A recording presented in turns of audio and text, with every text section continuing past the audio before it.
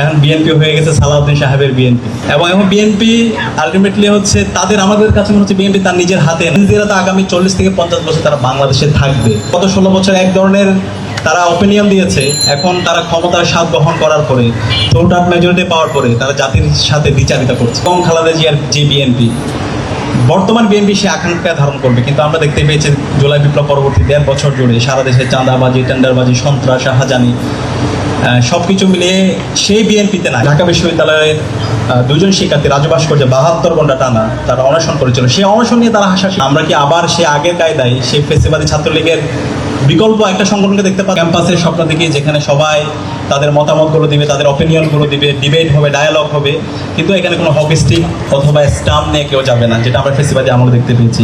তো সেই ধরনের একটি ক্যাম্পাস আমরা নিশ্চিত করার জন্য কাজ করছি। ইনশাল্লাহ সেটা একটা সাস্টেনেবল পজিশন আমরা নিয়ে যাব। আর এতক্ষণ ধরে আমাদের বক্তারা বিভিন্ন ছাত্র সংগঠনের নেতৃবৃন্দ চমৎকারভাবে আলোচনা করেছেন। আমরা তাদের সাথে একমত হয়ে আমি বলতে চাই, এই জুলাই বিপ্লব সেটা জুলাই বিপ্লব পরবর্তী যে নতুন একটা অ্যাসপাইরেশন, নতুন বাংলাদেশের স্বপ্ন, এটা হচ্ছে একটা জেনারেশনাল লড়াই, আমাদের একটা প্রজন্মের লড়াই।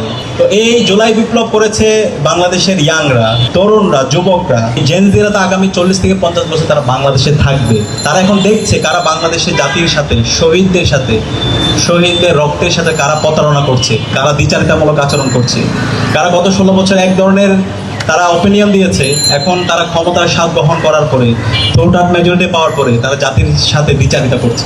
আজকে আমরা সবসময় বলি আমরা বিএনপির শুভাকাঙ্ক্ষী, আমরা বিএনপির শত্রু না।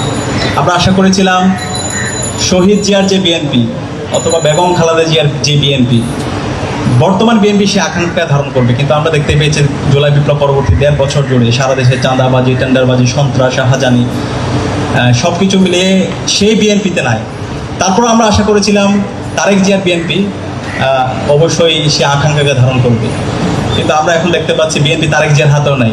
এই যে একটু আগে যে ছাত্র শক্তি সভাপতি বললো, এখন বিএনপি হয়ে গেছে সালাউদ্দিন সাহেবের বিএনপি, এবং এখন বিএনপি আলটিমেটলি হচ্ছে তাদের আমাদের কাছে মনে হচ্ছে বিএনপি তার নিজের হাতে নাই। এখন যা কিছু হচ্ছে সব কিছু তাদের হাতে নেই। সে আগের মতো করে আমরা দেখতে পাচ্ছি সে ডিপ স্টেটের খেলা, আগের মতো আমরা দেখতে পাচ্ছি প্রেসক্রিপশনের খেলা। তো এই প্রেসক্রিপশনের খেলা, ডিপ স্টেটের খেলা, সেই খেলা এখন বাংলাদেশে চলবে না। যারা এই কাজ করছেন বিএনপিকে আমরা আবারও অনুরোধ করবো, আপনারা যে অধ্যাদেশগুলো বাতিল করেছেন, যে জনরায়কে উপেক্ষা করছেন, সেই সিদ্ধান্ত থেকে বের হয়ে এসে শিক্ষার্থীদের যে আকাঙ্ক্ষা, ছাত্র সমাজের যে আকাঙ্ক্ষা, 70% মানুষের যে আকাঙ্ক্ষা, সেটাকে ধারণ করেন। সংস্কারের করলে সেটা আপনাদের লাভ। আপনার গত 16 বছর জুড়ে সেই সংস্কারের কথা বলেছেন। আপনাদের যে 31 দফা, সেই 31 দফার প্রত্যেকটা দফাগুলো সংস্কারের পক্ষে, এবং গত 16 বছর জুড়ে আপনারা যে বক্তব্য দিয়েছেন, মির্জা ফখরুল থেকে শুরু করে প্রত্যেক নেতা, সেগুলো কিন্তু আপনারা সংস্কারের কথা বলেছেন, আপনারা মানবাধিকারের কথা বলেছেন, আপনারা গোমের বিরুদ্ধে কথা বলেছেন, আপনারা বিচারিক হত্যাকাণ্ডের বিরুদ্ধে কথা বলেছেন, আপনারা সাংবিধানিক যে প্রতিষ্ঠানগুলো আছে সেগুলোকে শক্তিশালী করার কথা বলেছেন, আপনারা এই যে সুপ্রিম কোর্ট সচিবালয়ের কথা আপনারাই কিন্তু বলেছেন, এরপর সংবিধান সংস্কার কমিশন গঠনের কথা আপনারা বলেছেন, পিএসসিকে স্বাধীন করার কথা আপনারাই বলেছেন, কিন্তু আমরা এখন দেখতে পাচ্ছি সম্পূর্ণ দ্বিচারিতামূলক আচরণ।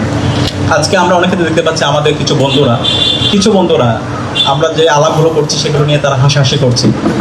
এই যে জনরায়কে উপেক্ষা করে আজকে বিএনপি যে অবস্থান নিয়েছে এবং যে অধ্যাদেশগুলো বাতিল করেছে, সেটার প্রতিবাদে আমাদের ঢাকা বিশ্ববিদ্যালয়ের দুজন শিক্ষার্থী রাজু ভাস্কর্যে 72 ঘন্টা টানা তারা অনশন করেছিল। সেই অনশন নিয়ে তারা হাসাহাসি করছে।